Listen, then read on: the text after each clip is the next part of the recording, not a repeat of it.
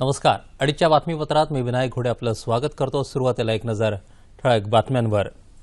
गणपती बाप्पा मोरया, पुढच्या वर्षी लवकर या असा आग्रह करत लाडक्या पाहुण्याला आज भावपूर्ण निरोप. अनंत चतुर्दशीच्या मुहूर्तावर होणाऱ्या गणरायाच्या विसर्जन मिरवणुकीसाठी सर्वत्र चोख बंदोबस्त. मुंबईत पावसाच्या मुसळधार सरीतही भाविकांचा उत्साह. देशात यंदा विक्रमी अन्नधान्याचं उत्पादन अपेक्षित असल्याचं केंद्रीय कृषी मंत्री राधामोहन सिंग यांचं प्रतिपादन. नेपाळचे नवनियुक्त पंतप्रधान पुष्पकमल दहाल 4 दिवसांच्या भारत दौऱ्यासाठी नवी दिल्लीत दाखल. संवेदनक्षम विषयांऐवजी वस्तुस्थितीचं वार्तांकन करण्याचं व्यंकय्या नायडू यांचं प्रसारमाध्यमांना आवाहन. पालघर जिल्ह्यातल्या जव्हार मोखाडामधल्या बालकांच्या कुपोषणाची समस्या युद्धपातळीवर सोडवा. राज्यपाल आणि देशातलं पहिलं दृकश्राव्य माध्यम असलेल्या दूरदर्शन वाहिनीला आज 57 वर्ष पूर्ण. नमस्कार. आता बातम्या विस्तारानं पाहूयात. आज अनंत चतुर्दशी, गणेश विसर्जनाचा दिवस. राज्यात गणेश चतुर्थीच्या दिवशी वाजत गाजत सर्वत्र विराजमान झालेले गणराय आज सकाळपासून स्वगृही परतू लागले आहेत. घराघरात आणि सार्वजनिक स्थळी 10 दिवसात आनंदानं पाहुणचार घेऊन तसंच लोकजागृतीचा सोहळा संपवून गजाननानं सकाळपासून प्रस्थान ठेवलंय. मुंबई दूरदर्शनच्या सह्याद्री वाहिनीच्या वृत्त विभागानं या प्रस्थान सोहळ्याची क्षणचित्रही टिपून घेतली.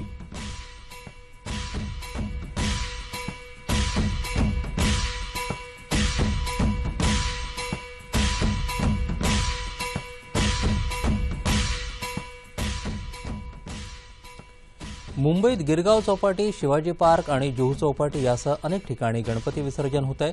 मुसळधार पावसातही भाविकांचा उदंड उत्साह दिसून येतोय.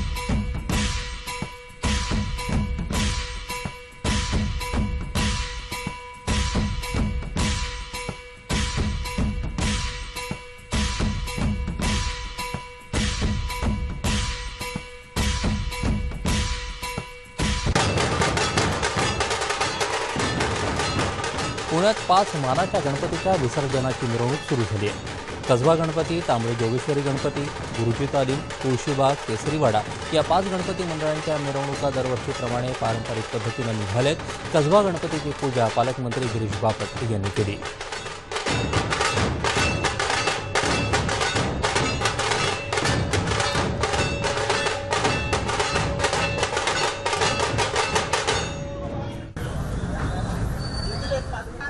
पंसाळेश्वर घाट, नटेश्वर घाट या ठिकाणी या मानाच्या गणपतीचं विसर्जन करण्यासाठी चोख व्यवस्था करण्यात आली आहे. नाशिक शहरात घरगुती आणि काही मंडळांच्या गणेश विसर्जनाला सकाळपासूनच सुरुवात झाली आहे. विशेष म्हणजे नदी प्रदूषण टाळण्यासाठी घरगुती गणेश मूर्तींचं दान देण्यासाठी नागरिकांचा मोठा प्रतिसाद मिळतोय. आतापर्यंत सुमारे 25,000 मूर्तींचं दान नाशिक महापालिका आणि सेवाभावी संस्थांनी स्वीकारलं आहे. नाशिक महापालिकेच्या वतीनं शहरात 29 ठिकाणी विसर्जन स्थळ तयार करण्यात आली असून अन्य भागात कृत्रिम तलाव तयार करण्यात आले आहेत. दरम्यान नाशिक शहरातील मुख्य पारंपरिक मिरवणूक दुपारी 4 वाजता निघणार आहे. कोल्हापुरातील प्रथम मानाचा गणपती श्री तुकाराम माळी तालीम मंडळाच्या श्रींच्या पालखीचं पूजन करून पालकमंत्री चंद्रकांत पाटील यांच्या हस्ते विसर्जन मिरवणुकीला सुरुवात झाली. यंदाच्या गणेशोत्सवात सर्व गणेशोत्सव मंडळांनी पर्यावरणपूरक आणि डॉल्बी मुक्त गणेशोत्सव साजरा केल्याबद्दल पालकमंत्र्यांनी जनतेचे आभार मानले. नागपुरातही सकाळपासूनच घरगुती गणपतीचं विविध तलावांमध्ये विसर्जन सुरू आहे. नागपूर महापालिकेने यंदाही 138 ठिकाणी कृत्रिम तलावांची निर्मिती केली आहे. मंडळांच्या मोठ्या गणपतीची विसर्जन मिरवणूक संध्याकाळी काढण्यात येणार आहे. वाशिम इथं आज सकाळी 8:30 वाजता खासदार भावना गवळी यांच्या हस्ते मानाच्या गणपतीचं विधिवत पूजन करून विसर्जन मिरवणुकीला सुरुवात करण्यात आली. वाशिम जिल्ह्यात 639 सार्वजनिक गणेश मंडळांनी श्रींची स्थापना केली होती. त्या विघ्नहर्त्याला निर्विघ्नपणे स्वगृही परतता यावं, त्यांच्या मिरवणुका निर्भेद आनंदानं सुखरूप व्हाव्यात यासाठी राज्य पोलीस दलही डोळ्यात तेल घालून काम करत आहे. या विशेष पोलीस बंदोबस्ताविषयी मुंबई पोलीसचे प्रवक्ते अशोक दुधे यांनी दूरदर्शनला माहिती दिली. गर्दीची ठिकाणं आहेत, संवेदनशील ठिकाणं आहेत, हे सर्व ठिकाणं आम्ही यापूर्वीच जाहीर करून घेतलेले आहेत. विसर्जन मार्गावर जास्त प्रमाणात आम्ही बंदोबस्त लावत आहोत. मुंबई शहरातील सर्व अधिकारी कर्मचाऱ्यांचे रजा आम्ही बंद केलेल्या आहेत. त्यामुळे जास्तीत जास्त पोलीस फोर्स या विसर्जन मिरवणुकीसाठी आम्ही वापर करणार आहोत. विसर्जन मार्गावर, विसर्जन ठिकाणी सीसीटीव्हीच्या माध्यमातून आम्ही नजर ठेवणार आहोत. सर्व ठिकाणी ज्या ठिकाणी गर्दी होईल अशा ठिकाणी महिलांची छेडखानी होऊ नये म्हणून सिव्हिल ड्रेसमध्ये विशेष पथक नेमलेले आहेत. भाविकांच्या सुरक्षेसाठी 35,000 अधिकारी आणि राज्य राखीव दलाच्या 12 तुकड्या तैनात करण्यात आल्या आहेत. याशिवाय एटीएस, बॉम्बशोधक पथक, शीघ्रकृती दल, फोर्स 1 आदी तैनात ठेवले आहेत. वाहतुकीच्या नियंत्रणासाठी 3,000 वाहतूक पोलीस उभे करण्यात आले आहेत. अशा कडक बंदोबस्तात राज्यात सर्वत्र भाविक गणरायाचा गजर करतायत. गणपती बाप्पा मोरया, पुढच्या वर्षी लवकर या अशा आग्रहानं भावपूर्ण निरोप देत आहेत.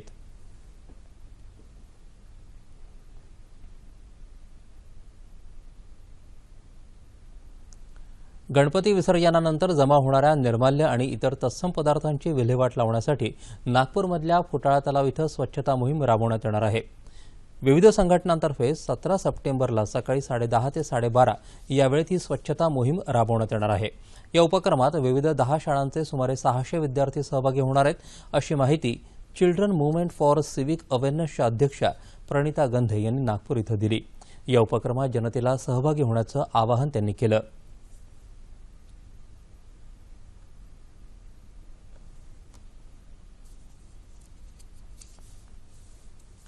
देशभरात यंदा चांगला मोसमी पाऊस झाल्यामुळे यावर्षी विक्रमी अन्नधान्याचं उत्पादन होईल अशी आशा केंद्रीय कृषी मंत्री राधामोहन सिंग यांनी व्यक्त केली आहे. नवी दिल्ली इथं आयोजित राष्ट्रीय कृषी परिषदेत ते आज बोलत होते. कृषी उत्पादन वाढावं आणि त्याचा शेतकऱ्यांना लाभ व्हावा यासाठी केंद्र सरकारनं गेल्या 2 वर्षात विविध उपाय योजल्याची माहिती यावेळी कृषी मंत्र्यांनी दिली. उत्पादन वाढीसाठी शेतकऱ्यांनी आधुनिक तंत्रज्ञानाचा वापर करण्याचं आवाहन त्यांनी यावेळी केलं. 2 दिवस चालणाऱ्या या कृषी परिषदेला कृषी मंत्रालयाचे सचिव, विविध राज्यांचे कृषी खात्याचे सचिव, फळबाग क्षेत्राशी संबंधित वरिष्ठ अधिकारी उपस्थित आहेत.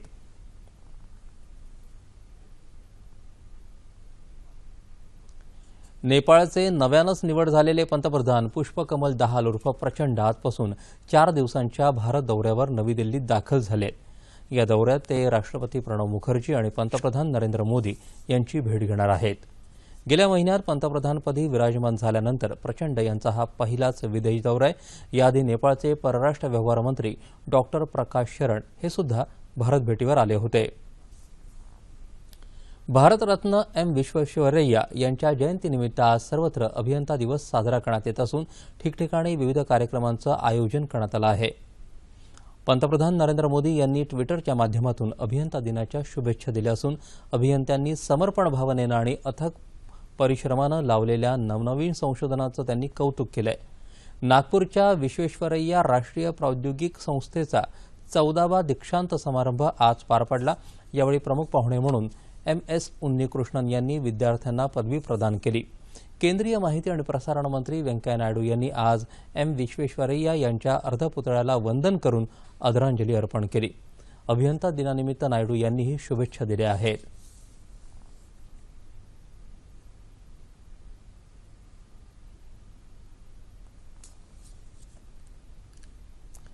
प्रसारमाध्यमांनी संवेदनशील विषयांचं वार्तांकन करणं टाळून वस्तुस्थितीवर लक्ष केंद्रित करावं असं आवाहन केंद्रीय माहिती आणि प्रसारण मंत्री व्यंकय्या नायडू यांनी केलं. ते आज नवी दिल्लीत भारतीय जनसंवाद विभागाच्या 49व्या दीक्षांत समारंभात बोलत होते. आकर्षक बातम्या देण्याच्या स्पर्धेत संवेदनशील बातम्या दैनंदिन बाब होणं हे दुर्दैवी आहे. पत्रकारांनी अडचणीचे प्रश्न विचारावेत, परंतु वस्तुस्थितीचं वार्तांकन करावं असं ते म्हणाले. कायद्याचं उल्लंघन करणाऱ्या माध्यमांना हिरो बनवलं जातंय. पत्रकार हा ध्येयवादी असावा, कमिशनवादी नसावा असं ते म्हणाले. पालघर जिल्ह्यातल्या जव्हार मुखाडा या भागातल्या बालकांना कुपोषणाच्या समस्येतून सोडवण्यासाठी आरोग्य, महिला आणि बालकल्याण तसंच आदिवासी विकास या तीनही विभागांच्या समन्वयातून युद्धपातळीवर प्रयत्न करावेत असे निर्देश राज्यपाल चे विद्यासागर राव यांनी दिले आहेत. पालघर जिल्ह्यातल्या जव्हार मुखाडा तालुक्यात मोठ्या संख्येनं कुपोषणग्रस्त बालकं आढळून आल्याच्या पार्श्वभूमीवर त्या संदर्भात आढावा घेण्यासाठी काल राजभवन इथं बैठक आयोजित करण्यात आली होती। त्यावेळी त्यांनी हे निर्देश दिले। या बैठकीला महिला आणि बालविकास मंत्री पंकजा मुंडे, आदिवासी विकास मंत्री विष्णू सावरा, आरोग्यमंत्री डॉ. दीपक सावंत यांच्यासह वरिष्ठ अधिकारी उपस्थित होते। कुपोषणावरील दीर्घकालीन उपाययोजनांबरोबरच तातडीच्या उपाययोजना हाती घ्याव्यात, तसंच येत्या महिन्याभरात या भागातल्या कुपोषणाच्या समस्येवर नियंत्रण मिळवावं, असे राज्यपालांनी सांगितलं। याशिवाय आदिवासी भागातल्या जिल्हाधिकारी, जिल्हा परिषदेचे मुख्य कार्यकारी अधिकारी, आरोग्य अधिकाऱ्यांची 20 सप्टेंबरला बैठक घेऊन कृती आराखडा तयार करण्याचे निर्देश त्यांनी दिले। मुंबईत एकात्मिक शहर विकसित करण्यासाठी सिडको आणि CFLD इंटरनॅशनल यांच्यात सामंजस्य करार झाला आहे। मुंबईत झालेल्या या कराराप्रसंगी मुख्यमंत्री देवेंद्र फडणवीस उपस्थित होते। राज्यातल्या आर्थिक विकास आणि नागरी बांधकामाला प्रोत्साहन देण्यासाठी हा करार महत्त्वाचा आहे। चीनच्या CFLD या कंपनीचा या क्षेत्रातला अनुभव आणि राज्य शासनाचे प्रयत्न यामुळे शहर आणि उद्योगांची वाढ होणं शक्य होईल असा विश्वास मुख्यमंत्र्यांनी यावेळी व्यक्त केला। शहरी नियोजन, बांधकाम, सार्वजनिक सुविधांची उपलब्धता विकसित करून कंपनीनं आतापर्यंत अनेक शहरांची उभारणी केली आहे।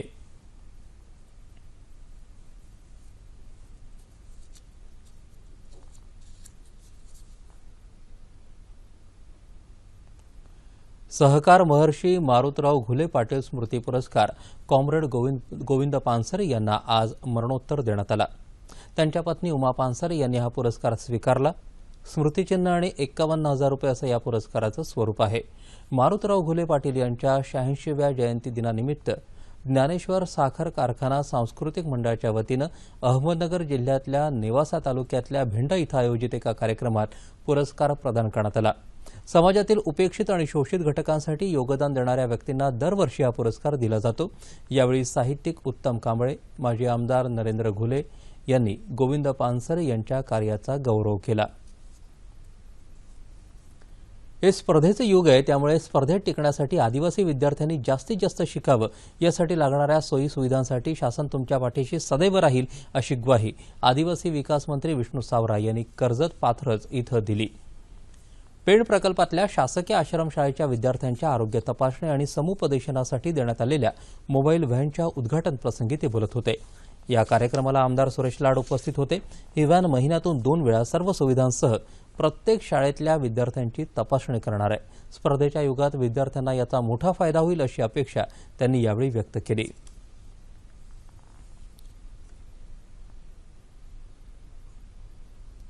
देश का अपना चॅनल अर्थात दूरदर्शन या देशातल्या पहिल्या दूरचित्रवाणी वाहिनीचा आज वर्धापन दिन। प्रत्येक घरासाठी, घरातल्या प्रत्येकासाठी असलेलं हे दृकश्राव्य माध्यम। यानिमित्त माहिती आणि प्रसारण मंत्री व्यंकय्या नायडू यांनी वाहिनीला शुभेच्छा दिल्या असून पाहूया या वाहिनीची वाटचाल।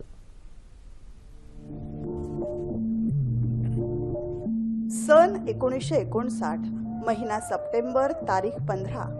तब्बल 57 वर्षांपूर्वीचा हा दिवस देशात क्रांती घडवणारा ठरला। तंत्रज्ञानाच्या क्षेत्रातली ही क्रांती होती। या क्रांतीनं आज द्रष्टा ठरलेल्या दृकश्राव्य माध्यमांचं बीज देशात रोवलं आणि सुरू झालं दूरदर्शन। त्या दिवसापासून घराघरात एक सूर उमटला, तो पंडित रविशंकर आणि उस्ताद अली अमजद हुसेन खां यांच्या संगीत संयोगाचा। 15 सप्टेंबर 1959 रोजी राजधानी दिल्लीत छोटासा ट्रान्समीटर आणि स्टुडिओच्या सहाय्यानं दूरदर्शनचं काम सुरू झालं, ते आज तागायत। या दूरदर्शनच्या पहिल्या फळीत निर्मात्यांमध्ये होते महाराष्ट्राचे सुपुत्र पु ल देशपांडे, सई परांजपे, पुरुषोत्तम दारव्हेकर। 1965 सालापासून नियमित बातमीपत्रही सुरू झाली, तर 1972 साली मुंबईत दूरदर्शनची सेवा सुरू झाली। त्यानंतर श्रीनगर, चेन्नई, लखनौ, अमृतसर असा अखंड प्रवेश सुरू झाला, तो आज तागायत। आधुनिकतेची कास धरत 1982 मध्ये उपग्रहांमार्फत प्रसारण सुरू झालं आणि त्यानंतर दूरदर्शनच्या दर्जेदार मालिकांनी भारतीय प्रेक्षकांवर अगदी गारूड केलं। वृत्त विभागाच्या विश्वासार्ह बातम्यांशी राज्यभरातला प्रेक्षक जोडला गेला, म्हणूनच आज दूरदर्शन स्पर्धेच्या युगातही ताठ मानानं उभा आहे। भारत निवडणूक आयोगानं निर्देशित केल्याप्रमाणे महाराष्ट्रातल्या सर्व विधानसभा मतदारसंघांच्या छायाचित्र मतदार याद्यांचा विशेष संक्षिप्त पुनरीक्षण कार्यक्रम निश्चित करण्यात आलाय। येत्या 16 सप्टेंबरला प्रारूप मतदार याद्या प्रसिद्ध करण्यात येतील आणि मतदार यादी अंतिम करण्याची प्रक्रिया 15 डिसेंबरपर्यंत चालेल. त्यानंतर 5 जानेवारी 2017 रोजी अंतिम मतदार याद्या प्रसिद्ध केल्या जातील.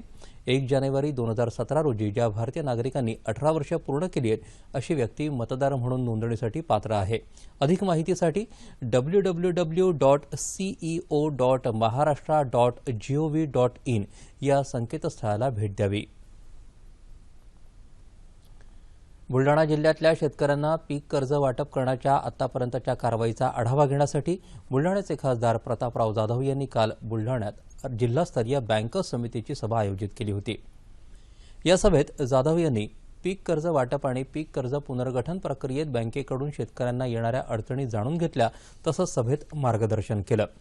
यंदाच्या खरीप हंगामात जिल्ह्यातील एकूण 1,39,000 शेतकऱ्यांना पीक कर्ज आणि पुनर्गठनाचा लाभ देण्यात आला असून त्यासाठी 955 कोटी रुपये कर्ज वाटप करण्यात आलं असल्याची माहिती यावेळी देण्यात आली. केंद्राच्या स्वच्छता अभियानाअंतर्गत रायगड जिल्ह्यातल्या मुरुड शहरात स्वच्छता मोहीम सुरू करण्यात आली आहे. मुरुड जंजिरा म्हणून प्रसिद्ध असलेल्या मुरुडला अवघा 2 किलोमीटरचा समुद्रकिनारा लाभला असला तरी लाखो पर्यटक जगभरातून या ठिकाणी येत असतात.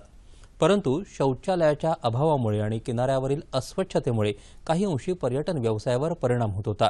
म्हणूनच मुरुड नगरपालिका प्रशासनाच्या प्रयत्नातून 100% शौचालयाची मोहीम सुरू करण्यात आली. स्वच्छ मुरुड अभियानातला हा पहिला टप्पा मुरुड नगरपालिकेनं यशस्वीरित्या पूर्ण केलाय. सार्वजनिक तसंच वैयक्तिक शौचालयांच्या उभारणीमुळे उघड्यावर बसणाऱ्या महिलांना संरक्षण लाभलंय. याबरोबरच हरित स्वच्छ मुरुडची घोडदौडही नागरिकांच्या सहकार्यानं सुरू आहे. केंद्र शासनाच्या 1 कोटींच्या निधीमुळे ही स्वच्छता मोहीम सत्यात उतरत असल्याचं दिसून येत आहे.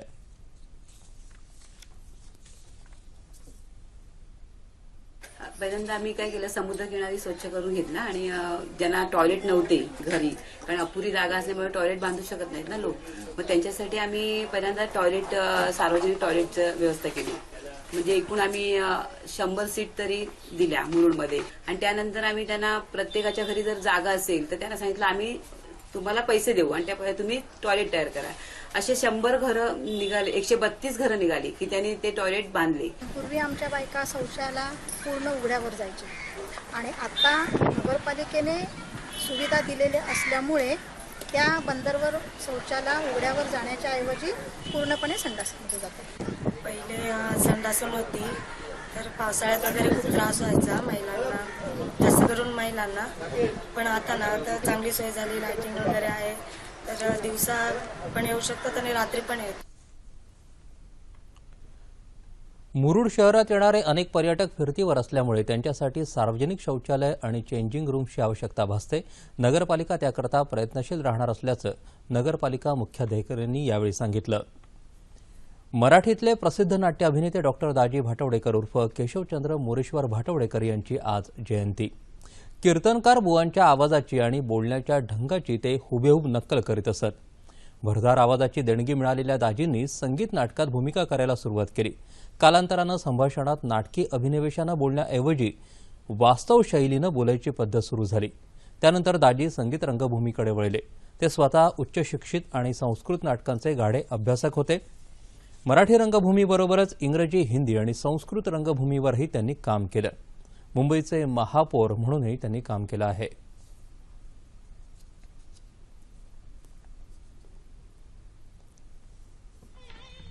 चलाव महाराज, चलाव.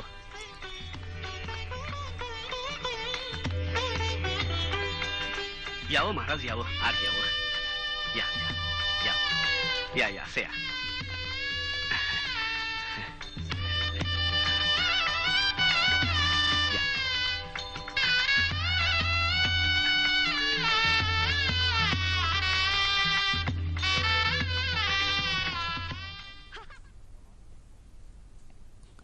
मुंबईतल्या कांदिवली पश्चिम इथल्या हिरानंदानी टॉवर या इमारतीच्या 32व्या मजल्यावर आग लागल्याचं वृत्त आहे. आगीवर नियंत्रण मिळवण्यासाठी अग्निशमन दलाचे 4 बंब, 2 रुग्णवाहिका घटनास्थळी दाखल झाल्या आहेत. आगीचं कारण अद्याप समजलं नसून यात कोणतीही जीवितहानी झाली नाही. आग आटोक्यात आल्याचं अग्निशमन दलाच्या सूत्रांनी सांगितलं आहे.